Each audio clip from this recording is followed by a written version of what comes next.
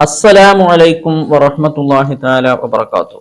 വലിയ ഒരു സർപ്പം പരിശുദ്ധമായ കഅബയ്ക്ക് കാവൽ നിന്നിരുന്ന ഒരു കാലമുണ്ടായിരുന്നു. നിങ്ങൾക്കറിയോ, വലിയൊരു സർപ്പം എന്ന് പറഞ്ഞാൽ പരിശുദ്ധമായ കഅബയുടെ ഒരു ഭാഗത്തു നിന്ന് അതിന്റെ തല നിർത്തി കഴിഞ്ഞാൽ അതിന് ചുറ്റിക്കൊണ്ട് മറുഭാഗത്തേക്ക് അതിന്റെ വാല് തലയുടെ ഭാഗത്തേക്ക് എത്തുമായിരുന്നു. അത്രയും വലിപ്പമുള്ള ഒരു സർപ്പം പരിശുദ്ധ കഅബയ്ക്ക് കാവൽ നിന്നതായിക്കൊണ്ട് ചരിത്ര ഗ്രന്ഥങ്ങളിൽ രേഖപ്പെടുത്തി കാണാം. പ്രിയമുള്ളവരെ, അത്രയും വലിയൊരു സർപ്പം അവിടെ കാവൽ നിന്നിരുന്നത് എന്തിനായിരുന്നു? ഇൻഷാ അല്ലാഹ് അതിനെ സംബന്ധിച്ചാണ് ഞാൻ ഈ വീഡിയോയിൽ നിങ്ങൾക്ക് പറഞ്ഞു തരുന്നത്. അൽഹംദുലില്ലാ വസ്സലാത്തു വസ്സലാമു അലാ അഷ്റഫിൽ മഖ്ലൂഖീൻ വഅലാ ആലിഹി വസ്വഹ്ബിഹി അജ്മഈൻ. അമ്മാ ബഅദ്. റബ്ബി ശ്റഹ് ലി സ്വദ്രി വയസ്സിർ ലി അംരി വഹ്ലുൽ ഉഖ്ദതം മിൻ ലിസാനി യഫ്ഖഹു ഖൗലി വമാ തൗഫീഖി ഇല്ലാ ബില്ലാഹി അലൈഹി തവക്കൽതു വഇലൈഹി ഉനീബ്. ഞാൻ പറഞ്ഞു തരാം. പരിശുദ്ധമായ കഅബാലയം ആദ്യമായി കൊണ്ട് ഭൂമിയിൽ സൃഷ്ടിച്ചത് അള്ളാഹുവിന്റെ മലക്കുകളാണ്. അള്ളാഹുവിന്റെ മലക്കുകളാണ് പരിശുദ്ധമായ കഅബാലയം മനുഷ്യനെ ഇബാദത്ത് ചെയ്യാൻ വേണ്ടി കൊണ്ട് ഭൂമിയിൽ സൃഷ്ടിച്ചത്. എന്നാൽ അതിന് നേരെ മുകളിൽ തന്നെ ആകാശത്ത് ബൈത്തുൽ മഅ്മൂർ എന്ന് പറയുന്ന ഒരു കഅബാലയം അല്ലെങ്കിൽ ബൈത്തുൽ മഅ്മൂർ എന്ന് പറയുന്ന ഒരു മസ്ജിദ് ആകാശലോകത്ത് അള്ളാഹു സൃഷ്ടിച്ചിട്ടുണ്ട്. അത് കഅബയുടെ നേരെ മുകളിലാണ് സൃഷ്ടിച്ചിട്ടുള്ളത് എന്ന് പറയുന്നു. അപ്പോൾ അവിടെയാണ് മലക്കുകൾ എല്ലാ ദിവസവും അള്ളാഹുവിനേക്ക് വേണ്ടി ഇബാദത്ത് ചെയ്യുന്നത്.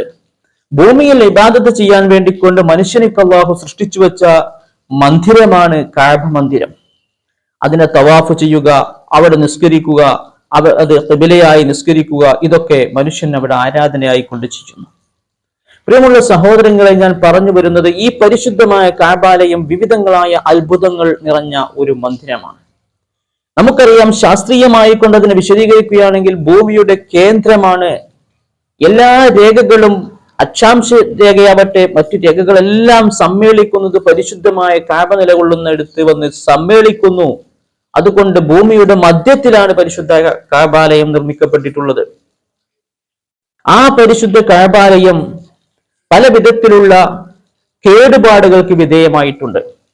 നൂഹ് നബി അലൈഹി സ്വലാത്തു വസ്സലാമിന്റെ പ്രളയകാലത്ത് കഅബാലയത്തിന് കേടുപാട് സംഭവിച്ചിട്ടുണ്ട്. നമുക്കറിയാം, പരിശുദ്ധമായ കഅബാലയത്തിലാണ് മഹാനായ ഇബ്രാഹിം നബി അലൈഹി സ്വലാത്തു വസ്സലാം തന്റെ ഭാര്യയാകുന്ന ഹാജറ ബീവിയെയും മകൻ ഇസ്മായിൽ നബി അലൈഹി ഇസ്ലാമിനെയും കൊണ്ടുവന്നാക്കിയിട്ട് ഒരു വാക്കുപോലും ഉച്ചരിക്കാതെ തിരിഞ്ഞു നടന്നു പോയ സംഭവം ഞാൻ എന്റെ വീഡിയോയിൽ മുമ്പ് പറഞ്ഞിട്ടുണ്ട്. എത്ര വേദനാജനകമായ സംഭവമായിരിക്കും അത്. വിജനമായ സ്ഥലത്ത് ഒരു മുലകുടി വറ്റാത്ത ഒരു പൈതലാകുന്ന കുഞ്ഞുമോനെയും അതിന്റെ ഉമ്മയെയും ഇട്ടേച്ചു കൊണ്ട് പോകുമ്പോ ആ മഹദിയാകുന്ന ഹാജറ ബിബി ചോദിക്കുന്ന ചോദ്യമുണ്ട്, എന്നെ ഇട്ടേച്ചു പോകുന്നത് ലോകരക്ഷിതാവായ റബ്ബുൽ ഇസ്സത്തിന്റെ അനുമതി പ്രകാരവും അവിടുത്തെ കൽപ്പന പ്രകാരവുമാണോ എന്ന് ചോദിക്കുമ്പോ ഇബ്രാഹിം നബി അലൈഹി സ്വലാത്തു വസ്സലാം ഞാൻ എന്ന് മാത്രം, അതേ അതുകൊണ്ട് മാത്രമാണെന്ന് പറഞ്ഞ് സങ്കടത്തോടെ നടന്നു നീങ്ങുന്ന ഒരു ചരിത്രം ഞാൻ ഇതിന്റെ മുമ്പ് എന്റെ വീഡിയോയിൽ പറഞ്ഞിട്ടുണ്ട്. പ്രിയമുള്ളവരെ, ഞാൻ പറഞ്ഞു വരുന്നത് ഇബ്രാഹിം നബി അലൈഹി സ്വലാത്തു വസ്സലാമും ഇസ്മായിൽ നബി അലൈഹി സ്വലാത്തു വസ്സലാം വളർന്നു വലുതായപ്പോൾ ഇബ്രാഹിം നബി അലൈഹി സ്വലാത്തു വസ്സലാമും ഇസ്മായിൽ നബി അലൈഹി സ്വലാത്തു വസ്സലാമും കൂടി കഅബാലയത്തിന്റെ പുനർനിർമ്മാണം ആരംഭിക്കുകയാണ്. അങ്ങനെ കഅബാലയം നിർമ്മിച്ചു. ഇന്ന് കാണുന്ന ഹജ്ജിന് പോയ ഉംറക്ക് പോയ ആളുകൾ കാണുന്ന കഅബാലയമല്ല അന്നത്തെ കഅബാലയം. ഇന്ന് ഹിജ്ർ ഇസ്മായിൽ എന്ന് പറഞ്ഞുകൊണ്ട് കാണുന്ന ചുറ്റുമതിലുകൂടി കഅബത്തിനുള്ളിൽപ്പെട്ടതായിരുന്നു. അങ്ങനെ കഅബാലയം അവിടെ സ്ഥാപിക്കപ്പെട്ട് ഇബാദത്ത് സംസം വെള്ളം ഉറവെടുത്ത സമയത്ത് ജുർഹും ഗോത്രക്കാർ അവർക്ക് ആകർഷണീയമാവുകയും അവരവിടേക്ക് ആകർഷകരാകുകയും അവരവിടേക്ക് വരികയും ചെയ്തു. അങ്ങനെ അവരെല്ലാവരും കൂടി അവിടെ താമസിക്കാൻ തുടങ്ങി. ജുർഹും ഗോത്രത്തിൽ നിന്ന് ഇസ്മായിൽ നബി അലൈഹി സ്വലാത്തു വസ്സലാം വിവാഹം ചെയ്തു. അവിടെ വിവിധങ്ങളാകുന്ന ഗോത്രക്കാർ വന്നുകൊണ്ട് താമസിക്കാൻ തുടങ്ങി. അങ്ങനെ വിവിധ ഗോത്രക്കാർ വന്ന് താമസിച്ചവിടെ ജനസഞ്ചയം തന്നെ അവിടെ രൂപീകരിച്ചു. പ്രിയമുള്ള സഹോദരന്മാരെ, ഞാൻ പറഞ്ഞു വരുന്നത്, അങ്ങനെ ഇരിക്കെ കാലങ്ങൾ അങ്ങനെ കഴിഞ്ഞു പോയപ്പോ നൂഹ് നബി അലൈഹി സ്വലാത്തു വസ്സലാമിന്റെ പ്രളയത്തിലും മറ്റും പെട്ടുകൊണ്ടൊക്കെ കഅബാലയത്തിന് കേടുപാടുകൾ സംഭവിച്ചു. മാത്രമല്ല, ഈ പരിശുദ്ധ മക്ക കഅബാലയം സ്ഥിതി ചെയ്യുന്നത് ചുറ്റുഭാഗവും മലനിരകളാൽ നിറയപ്പെട്ട ഒരു ഭൂമിയിലാണ്. നമുക്കറിയാം, കഅബയുടെ ചുറ്റുഭാഗവുമുള്ള ആ ഭൂപ്രകൃതി നമ്മൾ പരിശോധിക്കുകയാണെങ്കിൽ നമുക്ക് മനസ്സിലാക്കാൻ കഴിയും.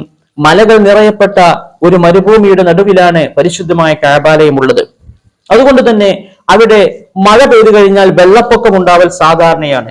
ആദ്യകാലങ്ങളിലൊക്കെ ഒരു 10 കൊല്ലം കൂടുമ്പോഴൊക്കെ അവിടെ മഴ പെയ്ത് വെള്ളപ്പൊക്കം ഉണ്ടാകുന്നത് പതിവായിരുന്നു. പക്ഷെ ഇപ്പോൾ അതിനൊക്കെ പ്രത്യേക സംവിധാനങ്ങൾ ഒരുക്കിയത് കൊണ്ട് അതെല്ലാം ഒഴുകിപ്പോകാനുള്ള സംവിധാനങ്ങൾ ഒരുക്കിയത് കൊണ്ട് അതെല്ലാം ഒഴുകിപ്പോവുകയാണ് ചെയ്യുന്നത്. ഞാൻ പറഞ്ഞു വരുന്നത്, ആ പരിശുദ്ധമായ ആ കഅബാലയത്തിന് വെള്ളപ്പൊക്കവും മറ്റ് പ്രകൃതി ദുരന്തങ്ങളും സംഭവിക്കുകയും അതിന്റെ കല്ലുകളൊക്കെ ഇളകുകയും അതിന്റെ മറ്റു രൂപങ്ങളൊക്കെ മറ്റ് ഭാഗങ്ങളൊക്കെ ഇടിഞ്ഞു പോവുകയൊക്കെ ചെയ്തിട്ടുണ്ട്. ആ സമയത്ത് ഖുറൈശികൾ ഒരുമിച്ച് കൂടി.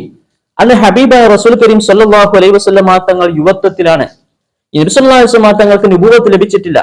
ആ സമയത്ത് ജനങ്ങളെല്ലാവരും കൂടി ഒരുമിച്ച് കൂടി കഅബാലയം ഒന്ന് പുതുക്കി പണിയണം. കഅബാലയം ഒന്ന് പുതുക്കി പണിയാൻ വേണ്ടി എല്ലാവരും ഒരുമിച്ച് കൂടി. ഖുറൈശികൾ തീരുമാനമെടുത്തു, കഅബ പൊളിച്ചിട്ട് അതിന്റെ പുനർനിർമ്മാണം നടത്തണമെന്ന തീരുമാനത്തിലെത്തി. അതിനവർ നിർമ്മാണ സാമഗ്രികൾ അവർ കണ്ടെത്തിയത് ഒരു ജിദ്ദ തുറമുഖത്ത് ഒരു കപ്പൽ വന്നടിഞ്ഞിരുന്നു.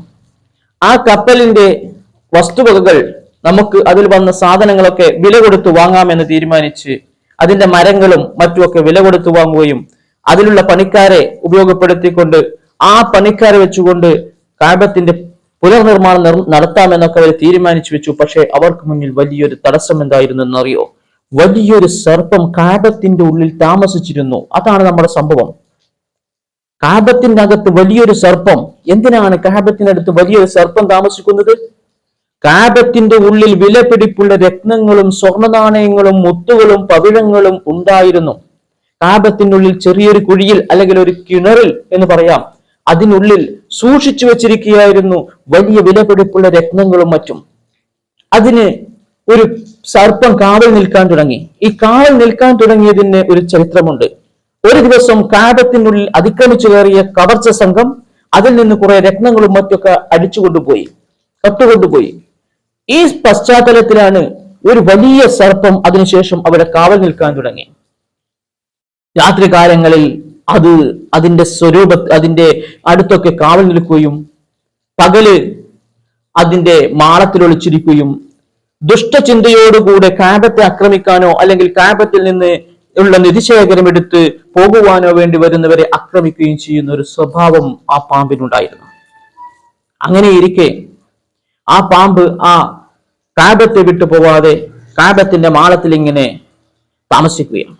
അത് പത്തി വിടർത്തുന്ന സമയത്ത് ഒരാൾക്കുയരത്തിൽ അതിൽ പൊങ്ങി നിൽക്കാൻ കഴിയുമായിരുന്നു എന്നൊക്കെ ചരിത്രങ്ങളിൽ കാണാം. പ്രിയമുള്ളവരെ, ഞാൻ പറഞ്ഞു വരുന്നത് കഅബയുടെ പുതുക്കി പണിയണം. ഈ പാമ്പുള്ള സമയത്ത് എങ്ങനെ പുതുക്കി പണിയുമെന്ന് ആർക്കും അറിയുന്നില്ല, എല്ലാവർക്കും ഭയപ്പാടാണ്. അങ്ങനെ ഒരു ദിവസം അത് സംഭവിച്ചു. ഈ പാമ്പ് കഅബത്തിന്റെ മുകളിൽ കയറി അതിന്റെ മുകളിൽ ഇങ്ങനെ വെയിൽ കൊണ്ട് കിടക്കുകയാണ്. പാമ്പിന് ഒരു സ്വഭാവം ഉണ്ടായിരുന്നു, പകൽ സമയത്ത് വെയിൽ കൊള്ളാൻ വേണ്ടി പുറത്തിറങ്ങും. ആ പാമ്പിന്റെ രൂപത്തിൽ അതിന്റെ രൂപം പറയുന്നത് വെളുത്ത നിറമുള്ള പാമ്പും തലഭാഗം കറുപ്പ് വാൽഭാഗം കറുപ്പ് ആയിട്ടുള്ള ഒരു പാമ്പായിരുന്നു എത്രയത്. അങ്ങനെ ആ പാമ്പ് ഒരു ദിവസം ആ കഅബയുടെ മുകളിൽ ഇങ്ങനെ കിടക്കുകയാണ് വെയിൽ കൊണ്ടിട്ട്. ആ സമയത്ത് എവിടെ നിന്നറിയില്ല ഒരു കരടിയെ പോലെ തോന്നിപ്പിക്കുന്ന വലിയ ഒരു പക്ഷി വന്നിട്ട് ആ പാമ്പിനെ കൊത്തി വലിച്ചു കൊണ്ടുപോയി എന്ന് ചരിത്രങ്ങളിൽ കാണുന്നു.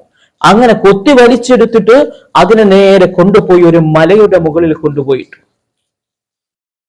പ്രിയമുള്ളവരെ, അങ്ങനെ പാമ്പ് പോയപ്പോൾ ഖുറൈശികൾ കഅബത്തിന്റെ പണിയെല്ലാം തുടങ്ങിയപ്പോൾ ഒരു 2-3 മീറ്റർ ഉയരത്തിലേക്ക് പടവെല്ലാം എത്തിയപ്പോൾ ഹജറുൽ അസ്വദ് യഥാസ്ഥാനത്ത് ആര് വെക്കും എന്ന കാര്യത്തിലൊക്കെ സംശയമായി, പ്രശ്നങ്ങളായി. അവർ തമ്മിൽ പരസ്പരം യുദ്ധത്തിന് വരെ തയ്യാറായി. എപ്പോഴും യുദ്ധം പൊട്ടിപ്പുറപ്പെടുമെന്നൊരു സാഹചര്യം സംജാതമായി. ആ സമയത്ത് അവർക്കിടയിലുള്ള ഉയർന്ന തലമൂപ്പരായിരുന്ന കാഹവർ ഒരു തീരുമാനം പറഞ്ഞു അത്രേ. നാളെ രാവിലെ ആരാണോ പരിശുദ്ധമായ കഅബയിലേക്ക് കടന്നു വരുന്നത്, മസ്ജിദുൽ ഹറാമിലേക്ക് കടന്നു വരുന്നത്, ആ കഅബയുടെ അടുത്തേക്ക് കടന്നു വരുന്ന ആളെ നമുക്ക് ഇതിനൊരു മധ്യസ്ഥനാക്കാം, നിങ്ങൾക്ക് തീരുമാനത്തിൽ സമ്മതമുണ്ടോ എന്ന് ചോദിച്ചപ്പോൾ എല്ലാവരും സമ്മതിച്ചു. സ്വന്തം രക്തത്തിൽ കുതിർന്ന വിരലുകളുമായി കൊണ്ട് അവര് യുദ്ധത്തിന് സന്നാഹമൊരുക്കിയിരുന്നു എന്ന രക്തത്തിൽ വിരലുകൾ മുക്കുക, എന്നിട്ട് പുറത്തു കാണിക്കുക, ഞങ്ങളോട് ആക്രമിച്ചാൽ തിരിച്ചാക്രമിക്കുമെന്ന് വരുത്തി തീർക്കാൻ വേണ്ടി. അങ്ങനെ അവർ എന്ത് ചെയ്തു എന്ന് ചോദിച്ചാൽ ആരാണ് അടുത്ത ദിവസം ആ വാതിലിലൂടെ കഅബത്തെ ലക്ഷ്യമാക്കിക്കൊണ്ട് വരുന്നത് എന്ന് പ്രതീക്ഷിച്ചുകൊണ്ട് ഇങ്ങനെ ഇരിക്കുമ്പോ ഹബീബായ റസൂലുള്ളാഹി സ്വല്ലല്ലാഹു അലൈഹി വസല്ലം ആ വാതിലിലൂടെ കടന്നു വന്നപ്പോൾ എല്ലാവർക്കും സമ്മതം. അന്ന് നുബുവത്ത് ലഭിച്ചിട്ടില്ല. അൽ അമീന എന്നാണ് എല്ലാവരും വിളിക്കുന്നത്. ചെറുപ്പക്കാർക്കൊക്കെ വലിയ മതിപ്പാണ്, വലിയ മതിപ്പുള്ള ആളാണ് ആര്? ഹബീബായ റസൂൽ കരീം സ്വല്ലല്ലാഹു അലൈഹി വസല്ലം. അങ്ങനെ റസൂലുള്ളാഹി സ്വല്ലല്ലാഹു അലൈഹി വസല്ലം തങ്ങൾ കടന്നു വന്നപ്പോ എല്ലാവരും ഇഷ്ടത്തോടുകൂടെ ഇതിന് മധ്യസ്ഥനാക്കിക്കൊണ്ട് നബി സല്ലല്ലാഹു അലൈഹി വസല്ലം തങ്ങൾ തീരുമാനിച്ചു. ഹബീബായ റസൂൽ സല്ലല്ലാഹു അലൈഹി വസല്ലം തങ്ങളുടെ ഹിക്മത്ത് നോക്കണം. ഹബീബായ റസൂൽ കരീം സല്ലല്ലാഹു അലൈഹി വസല്ലം തങ്ങള് തങ്ങളുടെ താവളിൽ കിടന്നിരുന്ന ആ തട്ടം ഇങ്ങോട്ട് വിരിച്ചിട്ട് അതിലേക്ക് ഹജറുൽ അസ്വദ് എടുത്തു വെച്ചു. ഹജറുൽ അസ്വദ് എടുത്തു വെച്ചിട്ട് എല്ലാ ഗോത്രക്കാരിൽ നിന്നും ഓരോ നേതാവിനെ തിരഞ്ഞെടുക്കാൻ പറഞ്ഞു. അവരെല്ലാവരും 4 നേതാക്കന്മാരെ തിരഞ്ഞെടുത്തു. എന്നിട്ട് അവരോടെല്ലാവരും ഈ തട്ടത്തിന്റെ 4 മൂലയിൽ പിടിച്ച് പൊക്കാൻ പറഞ്ഞു. അവരെല്ലാവരും പൊക്കുകയും ആ ഹജറുൽ അസ്വദ് യഥാസ്ഥാനത്ത് വെച്ചുകൊണ്ട് തിരുനബി സല്ലല്ലാഹു അലൈഹി വസല്ലം തങ്ങൾ എടുത്തു വെക്കുകയും അത് ഉറപ്പിക്കുകയും ചെയ്തു. ആ പ്രശ്നത്തിനോട് പരിസമാപ്തി കുറിച്ചു. ആ പ്രശ്നം അവിടെ അവസാനിച്ചു. ഇനി നമ്മൾ പാമ്പിന്റെ വിഷയത്തിലേക്ക് വരാം. പാമ്പ് നേരെ പോയത് ആർസൗറിലേക്കാണ്. നമ്മൾ ഉംറയ്ക്ക് പോകുമ്പോൾ പോവാറുണ്ട്. നബി സല്ലല്ലാഹു അലൈഹി വസല്ലം തങ്ങളും അബൂബക്കർ സിദ്ദീഖ് റളിയല്ലാഹു അൻഹു വിശ്രമിച്ച മദീനയിലേക്കുള്ള യാത്രയിൽ വിശ്രമം കൊണ്ട ആ പരിശുദ്ധമായ സൗർ എന്ന ഗുഹയിലേക്കാണ് ഈ പാമ്പ് പോയത്. ആ ഗുഹയിൽ ചെന്നപ്പോ പാമ്പ് അതിന് പറ്റുന്നൊരിടം കണ്ടെത്തി അതിന്റെ ഒരു മാളത്തിൽ ഒളിച്ചു. അതിനറിയാമായിരുന്നു ഹബീബായ റസൂൽ കരീം സല്ലല്ലാഹു അലൈഹി വസല്ലം തങ്ങൾ അതിലെ വരുമെന്ന്. അങ്ങനെ ഹബീബായ റസൂൽ കരീം സല്ലല്ലാഹു അലൈഹി വസല്ലം തങ്ങൾ പ്രവേശിച്ചൊരു നോക്ക് കാണാൻ വേണ്ടിക്കൊണ്ട് പാമ്പ് മാളത്തിൽ ഒളിച്ച് കാത്തിരിക്കുകയാണ്. ആ സമയത്ത് നബി സല്ലല്ലാഹു അലൈഹി വസല്ലം തങ്ങൾ ഹിജ്റ വേളയിൽ ആ ഗുഹയിൽ പോവുകയാണ്. കൂടെ അബൂബക്കർ സിദ്ദീഖ് റളിയല്ലാഹു അൻഹു ഉണ്ട്. അങ്ങനെ ആ ഗുഹയിലേക്ക് അബൂബക്കർ സിദ്ദീഖ് റളിയല്ലാഹു അൻഹു ആദ്യം പ്രവേശിച്ചു. തന്റെ കയ്യിലുണ്ടായിരുന്ന തുണിക്കഷ്ണങ്ങൾ കീറിയെടുത്ത് എല്ലാ മാളങ്ങളും അബൂബക്കർ സിദ്ദീഖ് റളിയല്ലാഹു അൻഹു അടച്ചു കളഞ്ഞു. പിന്നീട് ഒരു മാളം മാത്രം ബാക്കിയായി. നബി സല്ലല്ലാഹു അലൈഹി വസല്ലം തങ്ങളെ വിളിച്ച് അകത്തേക്ക് കൊണ്ടുപോയി ആ മാളത്തിൽ തന്റെ കാലങ്ങോട്ട് ഊന്നി അമർത്തി വെച്ചു. എന്നിട്ട് നബി തങ്ങളോട് ഉറങ്ങിക്കോളാൻ പറഞ്ഞ് നബി തങ്ങളുടെ മടിയിൽ ഇങ്ങനെ ഹബീബായ റസൂൽ കരീം സല്ലല്ലാഹു അലൈഹി വസല്ലം തങ്ങൾ ഇങ്ങനെ ഉറങ്ങുന്ന സമയത്ത് അബൂബക്കർ സിദ്ദീഖ് റളിയല്ലാഹു അൻഹുവും നബി സല്ലല്ലാഹു അലൈഹി വസല്ലം തങ്ങളുടെ സാന്നിധ്യം മനസ്സിലാക്കിയ ആ സർപ്പം മാളത്തിൽ നിന്ന് പുറത്തേക്ക് വരാൻ നോക്കുമ്പോൾ ഇവിടെ ഒരു കാല് കാണുന്നു. അത് മാറ്റാതെ ഒരിക്കലും പുറത്ത് കടക്കാൻ കഴിയില്ല, നബിയെ കാണാൻ കഴിയില്ല. പാമ്പ് വേഗത്തിൽ അബൂബക്കർ സിദ്ദീഖ് റളിയല്ലാഹു അൻഹുവിന്റെ കാലിൽ ഒരു കൊത്തു കൊടുത്തപ്പോൾ അബൂബക്കർ സിദ്ദീഖ് റളിയല്ലാഹു അൻഹു വേദന കൊണ്ട് പൊളഞ്ഞ് വേദന സഹിക്കവയ്യാതെ ഹബീബായ റസൂൽ കരീം സല്ലല്ലാഹു അലൈഹി വസല്ലം തങ്ങളുടെ മുഖത്തേക്ക് കണ്ണിൽ നിന്ന് ഒഴുകിയ കണ്ണുനീര് വീണപ്പോൾ ഹബീബായ റസൂൽ കരീം സല്ലല്ലാഹു അലൈഹി വസല്ലം തങ്ങൾ ഉണരുകയാണ്. ഉണർന്ന് എന്താണ് അബൂബക്കർ സിദ്ദീഖ് റളിയല്ലാഹു അൻഹുവേ താങ്കൾ ഇങ്ങനെ കരയുന്നതെന്ന് ചോദിച്ചു. കരയുന്നതിന്റെ കാരണം പറഞ്ഞു.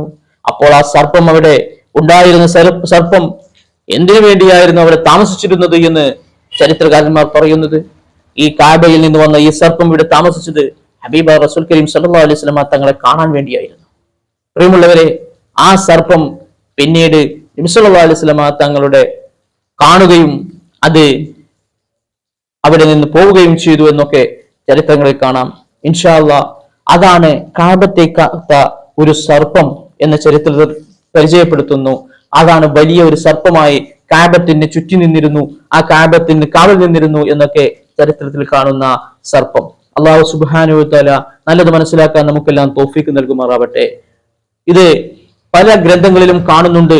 അതിലെ പ്രധാനപ്പെട്ട ഇബ്നു ഹിഷാം, ഇബ്നു കസീർ, ഇമാം സുഹൈലി തുടങ്ങിയ ചരിത്രകാരന്മാരുടെ ഗ്രന്ഥങ്ങളിലാണ് ഈ ചരിത്രമുള്ളത്. അതുകൊണ്ട് നിങ്ങൾക്കത് പരതി നോക്കിയാൽ കണ്ടെത്താൻ കഴിയും. ഇൻഷാ അല്ലാഹ്. അല്ലാഹു തൗഫീഖ് നൽകട്ടെ. മറ്റൊരു വീഡിയോയിൽ ഞാൻ വീണ്ടും വരാം. ഇത്തരം നല്ല കാര്യങ്ങൾ, ഇസ്ലാമിക കാര്യങ്ങളുമായി കൊണ്ട് നിങ്ങൾക്ക് താല്പര്യമുണ്ടെങ്കിൽ നിങ്ങൾ എന്റെ ചാനൽ ഒന്ന് സബ്സ്ക്രൈബ് ചെയ്യുക, എന്നെ ഒന്ന് സപ്പോർട്ട് ചെയ്യണമെന്ന് ഉണർത്തിക്കൊണ്ട് ഞാൻ നിർത്തുന്നു. അസ്സലാമു അലൈക്കും വറഹ്മത്തുള്ളാഹി തആല വബറകാതുഹു.